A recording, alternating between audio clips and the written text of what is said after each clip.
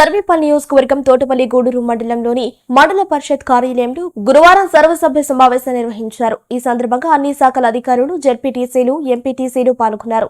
అనంతరం తమ శాఖల పరిధిలో జరిగిన పనితీరును అధికారులు వివరించారు. అనంతరం కార్యక్రమానికి అధ్యక్షత వహించిన అడ్మినిస్ట్రేటివ్ ఆఫీసర్ లక్ష్మణ్ కుమార్ మాట్లాడుతూ సమావేశానికి కొందరు అధికారులు గైర్హాజరయ్యారని, ఈ విషయాన్ని కలెక్టర్ దృష్టికి తీసుకువెళ్తామని తెలిపారు.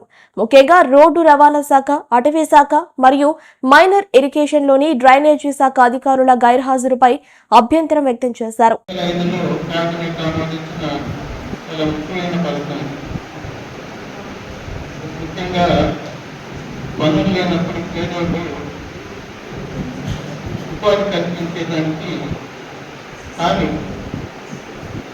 ఈ పథకాన్ని పక్కన పెట్టి కొత్త పథకం తీసుకొచ్చారు.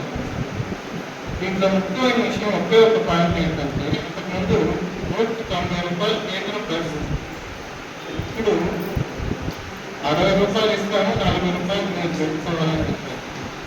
అంటే మన రాష్ట్రానికి ఒక సంవత్సరానికి 3,750 కోట్లు ఈ పథకం కింద నిధులు మంజూరు చేయకపోతే ఈ పథకం ఆగిపోతుంది. అందుకని ఏప్రిల్ దాకా ఈ పథకానికి సంబంధించి పనులు లేవు. నాకు తెలిసినంత వరకు ఏప్రిల్ 1 దాకా ఈ పనులు ప్రారంభం కావు. అందుకని ఈ కొత్త పథకాన్ని మళ్ళీ తిరిగి ప్రారంభించి 140 రూపాయలు రాష్ట్రాలు ఖర్చు పెట్టుకునే పరిస్థితి అయితే ఇంచుమించు ఉండదు. నేను ఇంకా ఈ పథకాన్ని కొంచెం అంతకుముందులాగా కార్డుకి అర్జీ పెట్టుకుంటే కార్డు కోసం కార్డు ఇవ్వాలా, కార్డు ఇచ్చిన వాళ్ళందరికీ పనులు చూపించాలా, ఆ పని చేసే ప్రాంతంలో అన్ని సౌకర్యాలు కల్పించాలా, 15 రోజులకు ఒకసారి ఖచ్చితంగా బిల్లులు చెల్లించాలా, ఇవన్నీ కూడా రాబోయే కాలంలో కోసం ఉండకపోవచ్చు. ఇక ఒక పాయింట్ చెప్పి 100 రోజులు కాదు 125 రోజులు అని చెప్పి దీన్ని ఏదో చెప్తా ఉన్నారు. కానీ ఇప్పుడు ఈ మండల జనరల్ బాడీ సమావేశం కూడా ఒక తీర్మానం చేసి పంపించారు. పాత పథకాన్ని కొనసాగించాలా, లేదు కొత్త పథకాన్ని తీసుకురావాలని ఏదైనా చర్చించాలా లేదో నాకు తెలియదు. కానీ ఇది ఒక మంచి పథకాన్ని నీరుగార్చే ప్రయత్నాలు అయితే జరుగుతూ ఉన్నాయి. దీన్ని అందరూ గౌరవించాల్సిన అవసరం ఎంతైనా ఉంది. కరువు ప్రాంతాల్లో అన్నం పెట్టే పథకం ఇది, దీన్ని నీరు కార్చేశారు. అందుకని నా అభిప్రాయం అయితే ఈ పథకాన్ని, పాత పథకాన్ని, మహాత్మా గాంధీ ఉపాధి హామీ పథకాన్ని కొనసాగించాలని చెప్పి నా అభిప్రాయం. గారు గ్రామాలకి నిధులు ఎదిరించారు, మంజూరైన అని చెప్పారు. అదే చెప్పారు, నాకు తెలియదు. ఇవి డైరెక్ట్గా అప్పట్లా కాదు, మండలానికి వచ్చేటి. ఇప్పుడు ఏంటంటే డైరెక్ట్గా పంచాయతీ అకౌంట్స్కి అడ్జస్ట్ అవుతాయి. ఒకటి మాత్రం డైరెక్ట్గా చూసుకోవచ్చు ఆన్లైన్లో, ఒకటి మాత్రం సర్పంచ్ గారి ఓటీపీతో ఓపెన్ చేసి నిధుల్ని అడ్జస్ట్మెంట్ జమ కాబట్టి చూసుకోవచ్చు. చెప్పి మా ఊరికి 5 లక్షలు ఇచ్చారని చెప్పి ఒక ప్రచారం జరుగుతూ ఉంది. అది ఎంతవరకు వాస్తవం అని చెప్పి అది ముందు మీ అకౌంట్లో అడ్జస్ట్ అవుతుంటాయి. అవి మనకి ఇంటిమేషన్ ఉండదు, డైరెక్ట్ సర్పంచ్ అకౌంట్లోనే అడ్జస్ట్ అవుతుంది. మంజూరు అయిందా సార్? అది విడతలుగా పడుతూ ఉంటాయి. పోయిన సంవత్సరం, గత సంవత్సరంలో మండల పరిషత్ ఫండ్స్ అడ్జస్ట్ కాకుండా ఈ సంవత్సరంలో మొత్తం కలిపి అడ్జస్ట్ కావడం జరిగింది.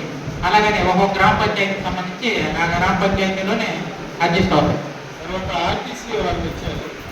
వాళ్ళకి ఒక చిన్న రిక్వెస్ట్ ఏంటంటే, ఉదయం 7:30కి ఆ తోటపల్లి ఒక బస్ వస్తుంది.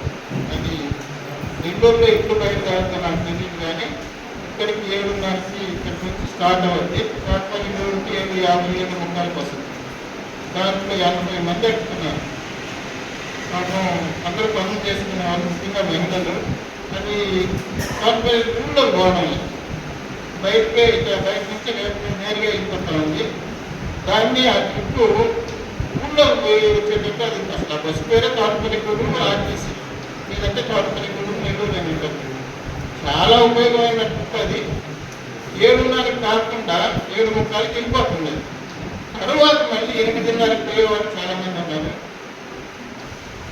ఇంకొక ట్రిప్పు ఉదయాన ఇంకొక ట్రిప్పు మీరు ఏర్పాటు చేస్తే చాలా ఉపయోగం అని చెప్పి అనుకున్నాను. తర్వాత ఇంకొక మౌలిక వసతులు కల్పించుకునేదానికి మన గ్రామంలో ఉండే ప్రజాప్రతినిధులు, సర్పంచులు, ఎంపీటీసీ సభ్యులు గ్రామంలో ప్రతి కుటుంబానికి పనికి వచ్చే విధంగా మనం వాళ్ళకి అవగాహన కల్పించి ఎక్కువ ఎంత ఖర్చు పెట్టుకుంటే అంత మౌలిక వసతులు కల్పిస్తాయి. అంటే ఉపాధి హామీ పథకము అంటే మనం అందరం భావించేది ఏంటంటే ఎవరో కాలం పనులు చేస్తారు, వెళ్ళిపోతారు, ఆ పనులు మాత్రమే ఉపాధి హామీ పథకం అంటారు.